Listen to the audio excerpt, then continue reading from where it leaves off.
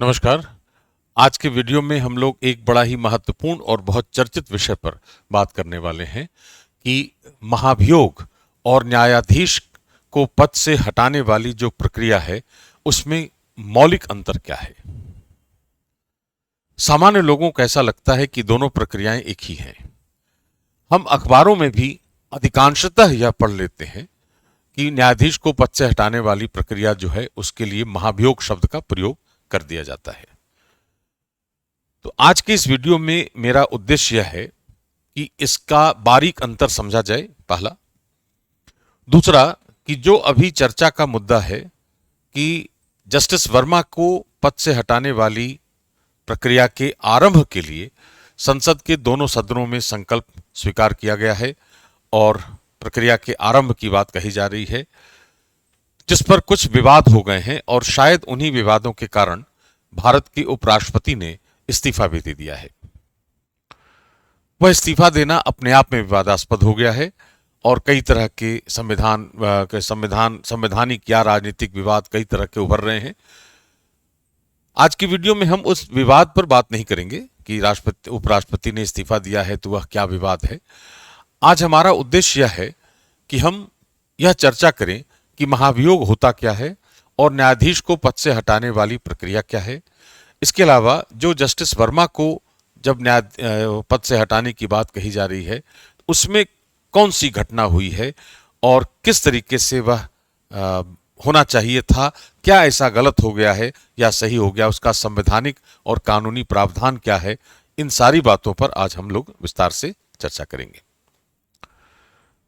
मैं इसको दो खंडों में बांट रहा हूं इस पूरे डिस्कशन को। पहला खंड है कि हम राष्ट्रपति पर महाभियोग की प्रक्रिया समझने की कोशिश करेंगे और दूसरा फिर न्यायाधीश को पद से हटाने वाली प्रक्रिया पर चर्चा करेंगे और उसी में फिर हम आगे बढ़ेंगे दूसरे खंड में ही कि जस्टिस वर्मा को हटाने के लिए जो तरीका अपनाया गया है वह क्या है।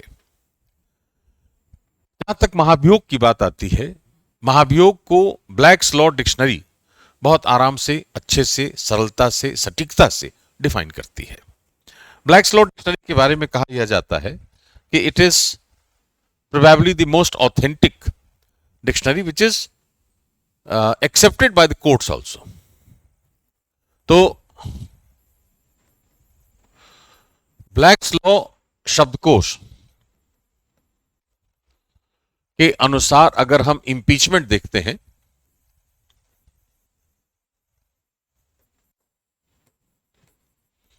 महाभियोग,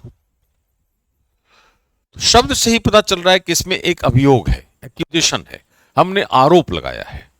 तो महाभियोग एक ऐसी प्रक्रिया है, impeachment is such a process by which we make accusation against public official which leads to his trial to determine whether he is to be removed.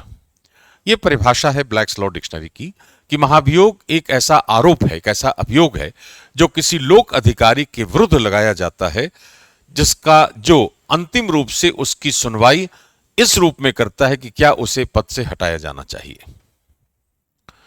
यह इंपीचमेंट की परिभाषा है तकनीकी ब्लैक्स लॉ डिक्शनरी के तहत, जो स्वीकार्य है, सर्वमान्य परिभाषा मान सकते हैं इसको हम कि इंपीचमेंट इज एन एक्यूजेशन, एक आरोप है जो किसी लोक अधिकारी के विरुद्ध इसलिए लगाया जाता है ताकि उसकी सुनवाई की जाए, जो यह निर्धारित करेगा कि क्या उसे हम उसके कार्यालय से, उसके पद से हटा सकते हैं। तो किसी लोक अधिकारी को पद से हटाने वाली एक ऐसी प्रक्रिया है जिसके लिए हमने अभियोग किया है, जिसके लिए हमने आरोप लगाए हैं, उसको हमने कह दिया है महाभियोग। तो जहां भी लोक अधिकारी को पद से हटाने वाली बात आती है, हम सामान्यतः उस शब्द का प्रयोग कर देते हैं और हमें लिख देते हैं कि यह महाभियोग है and this is impeachment whether it is of a जज और हुएवर। लेकिन अगर हम संविधान की बात करें, अगर सामान्य रूप से देखेंगे, तब तो इस परिभाषा के हिसाब से कहा जा सकता है कि वह महाभियोग है, कि महाभियोग किसी लोक अधिकारी को पद से हटाने के लिए आरोप लगाने वाली प्रक्रिया है, तो हमने महाभियोग लिख दिया। इसमें गलत क्या है? गलत नहीं है, इस रूप में गलत नहीं है। लेकिन जब हम भारत के संविधान पर नजर डालते हैं तो भारत के संविधान में महाभियोग शब्द का उल्लेख अनुच्छेद 61 में स्पष्ट रूप से किया गया है भारत के राष्ट्रपति को पद से हटाने के लिए। इसलिए यदि हम किसी अन्य प्राधिकारी न्यायाधीश को पद से हटाने के लिए ऐसी शब्दावली का प्रयोग करेंगे तो एक बड़ा कंफ्यूजन होगा कि हम महाभियोग राष्ट्रपति के लिए जो लिखा है वही प्रक्रिया है या प्रक्रिया में कोई भिन्नता है। और भिन्नता होनी नहीं चाहिए अगर हमने महाभियोग शब्द का प्रयोग किया है अन्य प्राधिकारियों के लिए भी, लेकिन ऐसा है नहीं। राष्ट्रपति पर जो महाभियोग लगता है या राष्ट्रपति को पद से हटाने वाली जो प्रक्रिया है जिसको हमने महाभियोग कहा है स्पष्ट रूप से, वह प्रक्रिया न्यायाधीश को पद से हटाने वाली प्रक्रिया से पूर्णतः भिन्न है। बहुत फंडामेंटल डिफरेंसेस हैं दोनों के बीच। इस वीडियो में हम लोग इसी अंतर पर बात करेंगे और तब फिर देखेंगे कि प्रक्रिया क्या है न्यायाधीश को पद से हटाने वाली और उसका संविधान में जो उल्लेख है वह और कानून में जो उल्लेख है वह क्या है। राइट, तो पहले हम लोग महाभियोग को समझ लेते हैं, उसका महत्व समझ लेते हैं, फिर न्यायाधीश के पद से हटाने वाली प्रक्रिया पर आगे बढ़ेंगे। तो महाभियोग का जो प्रावधान है वह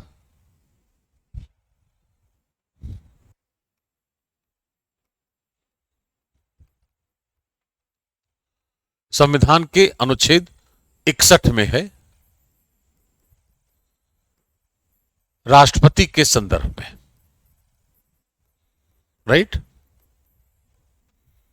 कि जब राष्ट्रपति को पद से हटाना है तो महाभियोग की प्रक्रिया आरंभ की जाएगी और एक ऐसा संकल्प लाया जाएगा। राष्ट्रपति कौन है? भारत का संवैधानिक प्रधान। संसदीय तंत्रों की विशेषता होती है कि संसदीय तंत्र में दो प्रधान होते हैं, एक संवैधानिक, एक वास्तविक। संवैधानिक प्रधान या तो आनुवांशिक होता है जैसे ब्रिटेन है संवैधानिक राजतंत्रों में, या निर्वाचित राष्ट्रपति होता है जैसे भारत है। तो भारत का राष्ट्रपति संवैधानिक प्रधान है, अर्थात वह स्वयं कोई कार्य नहीं करता। कार्य करने का दायित्व हमने वास्तविक प्रधान को दे रखा है जो भारत में मंत्रिपरिषद है।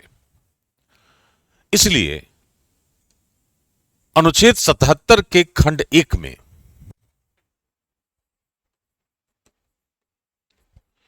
यह स्पष्ट उल्लेख है कि भारत सरकार की समस्त कार्यवाहियां राष्ट्रपति के नाम से की हुई कही जाएंगी। तो राष्ट्रपति कार्य नहीं करता, कार्य करती है भारत सरकार। कहा यह जाएगा कि राष्ट्रपति ने किया है क्योंकि राष्ट्रपति संवैधानिक प्रधान है और भारत में संविधान की सर्वोच्चता का सिद्धांत प्रचलित है। इसलिए यह बताने के पीछे तर्क यह है कि जब भी हम राष्ट्रपति को पद से हटाने की बात करेंगे तो किस आधार पर हटाएंगे। अगर वो कोई कार्य करता तब तो हम उसके कार्यों में भ्रष्टाचार होता, असमर्थता होती, कदाचार होता, व्हाटएवर, तो हम उसका कोई आरोप लगाते। लेकिन वह कोई कार्य करता है नहीं, कहा जाता है कि उसने कार्य किया है। इसका मतलब है कि अगर वह संविधान का प्रधान है तो जब तक उसके द्वारा संविधान का उल्लंघन नहीं हो जाए तब तक हम उस पर महाभियोग का आरोप नहीं लगा सकते। इसका अर्थ है कि अनुच्छेद 61 में जैसे राष्ट्रपति के महाभियोग की बात आती है उसका जो आधार होता है वह संविधान का उल्लंघन है। राइट, एक मुख्य बात तो यह है। दूसरा कि हम संसद के किसी भी सदन में ला सकते हैं। ऐसा क्यों है? क्योंकि राष्ट्रपति के निर्वाचन में दोनों सदन के लोग भाग लेते हैं। राइट, निर्वाचित प्रतिनिधि भाग लेते हैं जो उसका निर्वाचक मंडल है। तो पद से हटाने वाली जो प्रक्रिया का आरंभ होगा वो या तो राज्यसभा में हो या लोकसभा में हो, तो दोनों में से किसी भी सदन में ला सकते हैं। लेकिन जिस सदन में भी लाएंगे उसके लिए हमें 14 दिनों की पहले तो पूर्व सूचना देनी होगी।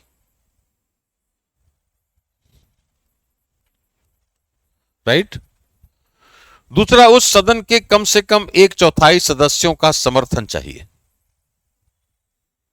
तभी हम संकल्प को ला सकते हैं। जब यह संकल्प आ गया, जिस सदन में भी आया, अब उसको पारित करना है, तो पारित करने के लिए सदन की कुल सदस्य संख्या के न्यूनतम 2/3 बहुमत की आवश्यकता है। तो मान लिया जैसे राज्यसभा में लाया गया, तो राज्यसभा में लाने के पहले 14 दिनों की पूर्व लिखित सूचना दे दी गई कि आपके विरुद्ध महाभियोग का संकल्प लाया जा रहा है। कम से कम 1/4 सदस्यों का समर्थन होगा तब संकल्प लाया जाएगा। जब संकल्प आ गया, अब उसकी जांच की जाएगी। तो जांच करेगा दूसरा सदन। जिस सदन में लाया गया है संकल्प, वह जांच नहीं करेगा, जांच उसका दूसरा सदन करेगा। जांच करने के दौरान राष्ट्रपति को यह अवसर दिया जाएगा कि वह अपनी बात कह सके अपने बचाव में, या तो स्वयं कहे या अपने किसी प्रतिनिधि के माध्यम से कहे। तो निष्पक्ष सुनवाई का नियम यहां लागू होता है सभी जगहों पर। ये बहुत अच्छा एक प्रावधान है कि महाभियोग हो चाहे कुछ भी हो, भारत में नैसर्गिक न्याय या नेचुरल जस्टिस का जो कॉन्सेप्ट है वो बहुत ताकतवर है, और हर व्यक्ति को, हर प्राधिकारी को, हर अधिकारी को निष्पक्ष सुनवाई का अधिकार है। कि राष्ट्रपति को भी अपनी बात कहने का अधिकार होगा कि वह अपना प्रतिवेदन दे सके, वह बता सके कि नहीं मैंने ऐसा नहीं किया है। तो या तो वह स्वयं करेगा या अपने किसी प्रतिनिधि के माध्यम से कहेगा, राइट।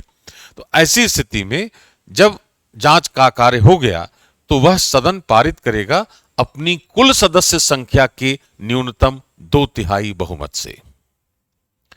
इसके बाद वह संकल्प जाएगा दूसरे सदन में, और दूसरे सदन में भी उसकी कुल सदस्य संख्या के न्यूनतम 2/3 बहुमत से ही पारित होना चाहिए। और जिस तारीख से यह पारित हो जाएगा दूसरे सदन द्वारा, उसी तारीख से राष्ट्रपति अपने पद से हट जाएगा। तो पहली बात क्या हो गई कि 14 दिनों की पूर्व लिखित सूचना है। संसद के दोनों में से किसी भी सदन में ऐसा संकल्प लाया जा सकता है जिसके लिए 14 दिनों की पूर्व लिखित सूचना राष्ट्रपति को दी जाएगी। जिस सदन में लाया जाएगा उस सदन के कम से कम 1/4 सदस्यों का समर्थन होना चाहिए संकल्प को लाने के लिए। संकल्प लाने के बाद जांच का कार्य दूसरा सदन करेगा, और जांच क्या किस आरोप की होगी? Only and only violation of the constitution, केवल और केवल संविधान के उल्लंघन के आधार पर। जब ऐसी जांच हो जाती है या उस जांच के दौरान राष्ट्रपति अपनी बात रख सकता है स्वयं या अपने प्रतिनिधि के माध्यम से। जब वो जांच पूरी हो जाती है तो दोनों सदनों में उस संकल्प को अलग अलग उनकी कुल सदस्य संख्या की न्यूनतम 2/3 बहुमत से पारित करना अनिवार्य है उस संकल्प को। और जिस तारीख से दूसरे सदन ने उसको पारित कर दिया उसी तारीख से राष्ट्रपति अपने पद से हट जाएगा। यह महाभियोग की प्रक्रिया है अनुच्छेद 61 के तहत, केवल और केवल राष्ट्रपति के लिए। अब आते हैं न्यायाधीश को पद से हटाने की प्रक्रिया पर।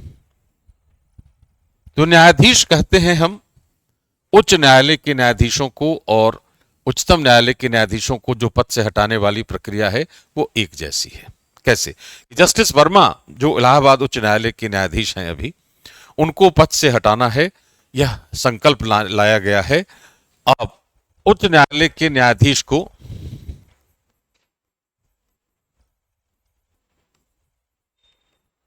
पद से हटाने के लिए जो प्रावधान है वह कहां है? अनुच्छेद 217 खंड 1 उपखंड बी, जिसमें यह लिखा गया है कि अनुच्छेद 124 खंड 4 में जो प्रक्रिया उल्लिखित है उसी प्रक्रिया से उनको पद से हटाया जाएगा। पद से हटाने का प्रावधान है 217 1 बी में, लेकिन जो प्रक्रिया अपनाई जाएगी वो वही होगी जो अनुच्छेद 124 4 में है। अब स्वाभाविक है कि हमें अनुच्छेद 124 4 की बात देखनी होगी। तो अनुच्छेद 124 4 क्या कहता है?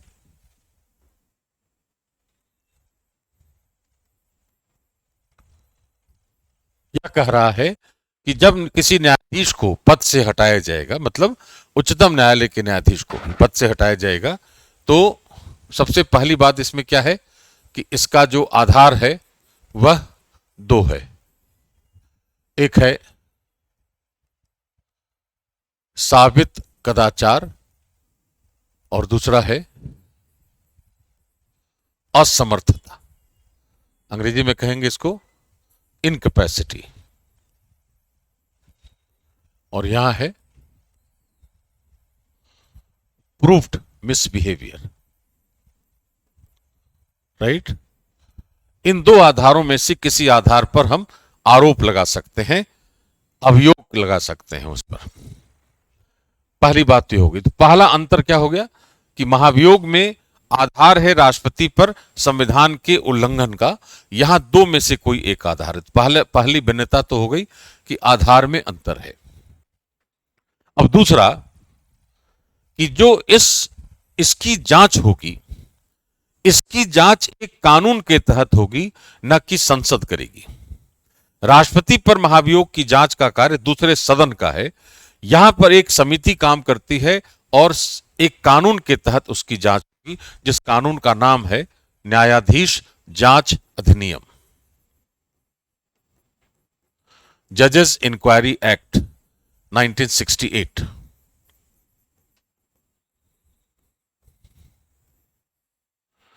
इसकी धारा 3 के तहत न्यायाधीश के आरोपों की जांच की बात होती है, और उसमें यह बताया गया है कि इस जांच के लिए हम संकल्प कहां और कैसे लाएंगे। तो धारा 3 का खंड 1 यह कह रहा है कि यदि किसी न्यायाधीश को पद से हटाने की प्रक्रिया का आरंभ करना है तो उसके लिए एक सूचना दी जाएगी, नोटिस दी जाएगी। अगर लोकसभा में लाना है तो लोकसभा को नोटिस दी जाएगी, राज्यसभा में लाना है तो राज्यसभा को दी जाएगी।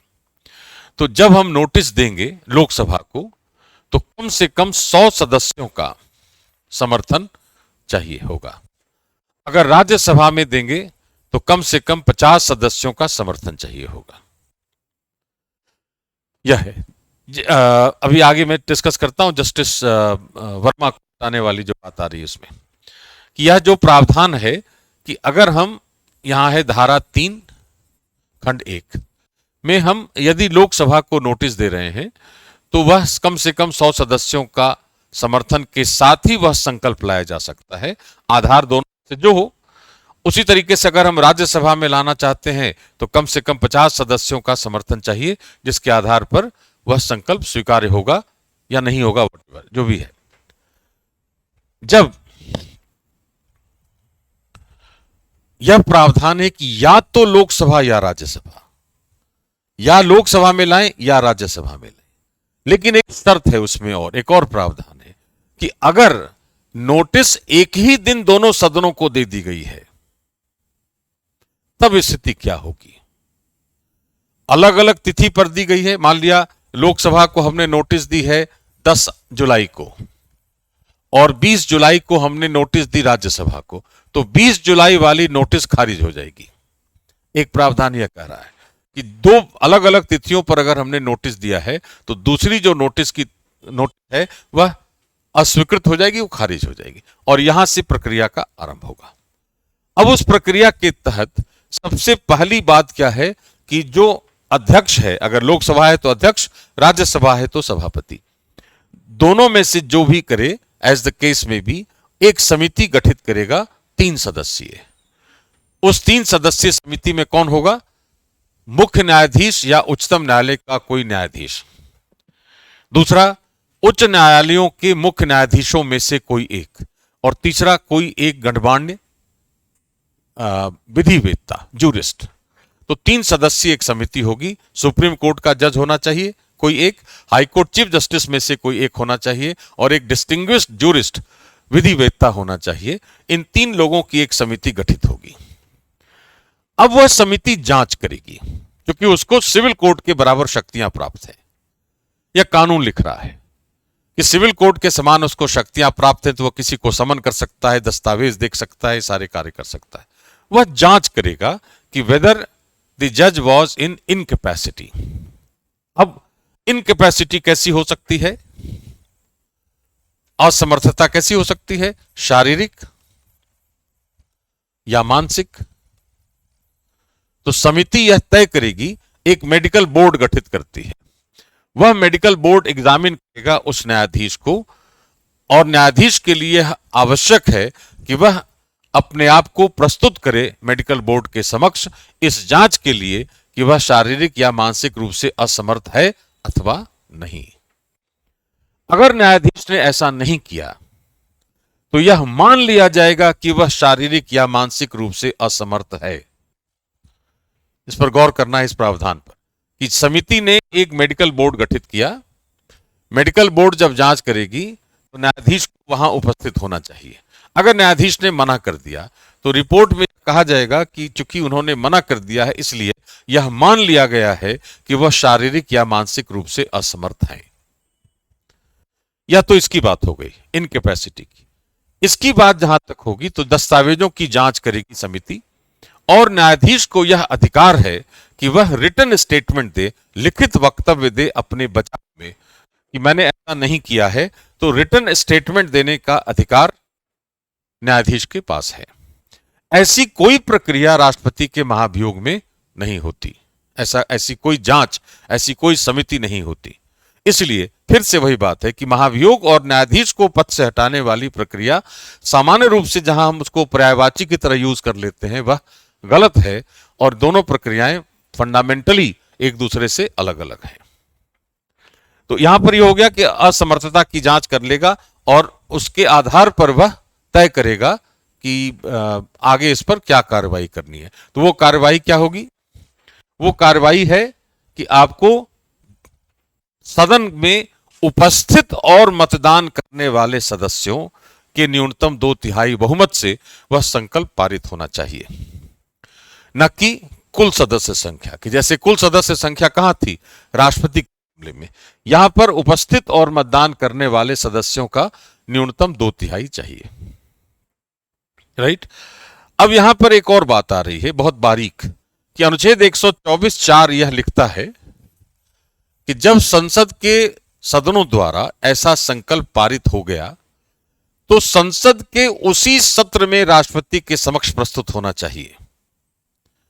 अगर सत्र समाप्त हो जाएगा तो फिर से हमें उस संकल्प को पारित करना पड़ेगा संसद के दोनों सदनों से। इसलिए यह लिखा गया है कि अगर सत्र चल रहा है, उस सत्र में दोनों सदनों ने पारित कर दिया उसको, तो उसी सत्र में राष्ट्रपति के समक्ष उस संकल्प को रखा जाएगा राष्ट्रपति की सहमति के लिए, अनुमति के लिए, एसेंट के लिए। अगर राष्ट्रपति ने सहमति या अनुमति दे दी है तो उसी तारीख से न्यायाधीश को पद से हटा हुआ कहा जाएगा। यह बात है न्यायाधीश को पद से हटाने वाली प्रक्रिया में। तो पहला अंतर क्या हो गया कि आधार का अंतर है। राष्ट्रपति के लिए संविधान का उल्लंघन, यहां असमर्थता या साबित कदाचार। दूसरा, 1/4 सदस्यों के समर्थन का ऐसा कोई प्रावधान न्यायाधीशों के लिए नहीं है। यहां पर क्या है कि अगर लोकसभा में संकल्प लाना है तो कम से कम 100 और राज्यसभा में लाना है तो कम से कम 50 सदस्यों का समर्थन चाहिए। तीसरा अंतर यह है कि राष्ट्रपति के महाभियोग के आरोपों की जांच जिस सदन में लाया जाता है उसके अलावा दूसरा सदन करेगा। वही सदन नहीं करेगा, दूसरा सदन जांच करेगा। यहां पर जो जांच का कार्य है वह एक 3 सदस्यीय समिति करती है जिसका गठन या तो लोकसभा अध्यक्ष करे या राज्यसभा का सभापति करे, जिसमें 2 न्यायाधीश और एक विधिवेत्ता शामिल होंगे। इसके अलावा जो जांच का कार्य है वह न्यायाधीश जांच अधिनियम 1968 के तहत किया जाएगा। इसके अलावा दोनों के साथ समानता क्या है दोनों में कि राष्ट्रपति को भी अपना पक्ष रखने की छूट है, उसको अधिकार है। न्यायाधीश को भी अपना पक्ष रखने का अधिकार है। लेकिन यहां पर अंतर क्या है कि न्यायाधीश को रिटन स्टेटमेंट देने का अधिकार है, उसको लिखित वक्तव्य देगा अपना अपने बचाव में। जांच की जहां तक बात आ रही है, जांच में अंतर क्या है कि वहां जांच सदन करता है, यहां जब समिति कर रही है तो असमर्थता के मामले में खास तौर से भी, जैसे मैंने कहा कि असमर्थता के मामले में यह देखा जाएगा कि एक मेडिकल बोर्ड कैसे उसकी जांच करेगा। अगर न्यायाधीश वहां उपस्थित नहीं हुआ तो यह मान लिया जाएगा कि वह असमर्थ है मानसिक या शारीरिक रूप से और उस पर आगे मतदान की कार्यवाही की जाएगी। और अंत में एक अंतर क्या है कि वहां पर कुल सदस्य संख्या का 2/3 बहुमत चाहिए, यहां पर उपस्थित और मतदान करने वाले सदस्यों का 2/3 चाहिए कम से कम। उपस्थित और मतदान करने वालों में ध्यान यह रखना है कि अनुच्छेद 100 में लिखा है संसद की बैठकों की गणपूर्ति, कोरम कितनी होनी चाहिए। तो 1/10 अगर सदस्य संख्या है तो बैठक हो जाएगी। अगर मान लें कि 1/3 10 सदस्य संख्या पर बैठक हो रही है और उसी में से उपस्थित और मतदान करने वाले सदस्यों का न्यूनतम 2/3 बहुमत निकाला जा सकता है। लेकिन राष्ट्रपति के केस में 1/10 का कोई औचित्य नहीं है। उसकी कुल सदस्य संख्या अगर 543 है तो 543 का न्यूनतम 2/3 बहुमत चाहिए। बहुत बड़ा अंतर हो गया, फंडामेंटल डिफरेंस है। इसलिए दोनों प्रक्रियाएं अलग अलग हैं, तो हमें ध्यान रखना है अपनी बात लिखने में, अपनी बात समझने में। अब जो जस्टिस वर्मा केस है, उस मामले में यह कहा गया कि जब लोकसभा में वह स्वीकार्य हो गया था तो राज्यसभा में वही संकल्प लाने की क्या जरूरत थी, और उसको उपराष्ट्रपति ने स्वीकार क्यों किया। और शायद ऐसा ही कुछ विवाद है जो राजनीतिक कारणों से उपराष्ट्रपति ने इस्तीफा भी दिया है। अब यहां पर है क्या कि लोकसभा के 145 सदस्यों ने और राज्यसभा के 63 सदस्यों ने समर्थन किया था। देखिए, धारा 3 खंड 1 यह कह रही है न्यायाधीश जांच अधिनियम की कि अगर एक ही दिन दोनों सदनों को नोटिस भेजी गई है तो कमेटी का गठन तब तक नहीं हो सकता जब तक कि दोनों सदनों द्वारा उस संकल्प को स्वीकार नहीं कर लिया गया हो। इसका मतलब है कि 21 जुलाई को सोमवार को दोनों सदनों को हमने नोटिस दी थी, इसलिए दोनों सदनों में उसकी स्वीकार्यता अनिवार्य हो गई। पहली बात, तभी कमेटी का गठन हो सकता है। एक दूसरा, धारा 3 खंड 1 यह कह रही है कि समिति अब जो गठित होगी वो स्पीकर और चेयरमैन दोनों के संयुक्त रूप से दोनों मिलकर उस समिति का गठन करेंगे, न कि कोई एक। तो ऐसे कुछ प्रावधान न्यायाधीश वर्मा के को पद से हटाने वाले संकल्प को लेकर विवाद में बने हैं। आगे देखते हैं हम लोग कि उस पर प्रक्रिया कैसे होती है, पारित होता है नहीं होता, वो तो आगे की बात है। अभी जो मुझे आज के वीडियो में आपको यह बताना था कि न्यायाधीश वर्मा की बात क्या है, क्यों हमने यह विवाद लाया है कि दोनों सदनों में स्वीकार क्यों किया गया। तो उसका मुद्दा यह है कि विगत सोमवार को 21 जुलाई को हमने एक ही साथ दोनों सदनों को नोटिस दिया था, इसलिए यह अनिवार्य हो गया था कि दोनों सदनों में उसको स्वीकार किया जाए। अब जब समिति गठित होगी तो अध्यक्ष और सभापति दोनों मिलकर उस समिति का गठन करेंगे जो उनके आरोपों की जांच करेगा। दूसरी बात यह कहनी थी कि राष्ट्रपति पर जो महाभियोग है वह उसकी प्रक्रिया और न्यायाधीश को पद से हटाने वाली प्रक्रिया में मौलिक अंतर क्या है, उस पर आज का वीडियो मुझे बनाना था और यही उद्देश्य था आज की चर्चा का। मुझे लगता है कि इससे सामान्य लोगों को भी समझने में आसानी होगी और जो छात्र हैं, जो परीक्षार्थी हैं, उनके लिए तो महत्वपूर्ण है ही। मुझे लग रहा है कि आपको इसकी समझ पूरी तरह हो गई होगी। अगले वीडियो में फिर हम लोग ऐसे ही किसी ज्वलंत मुद्दे पर बात करेंगे और उसको बारीकी से समझने की कोशिश करेंगे। धन्यवाद।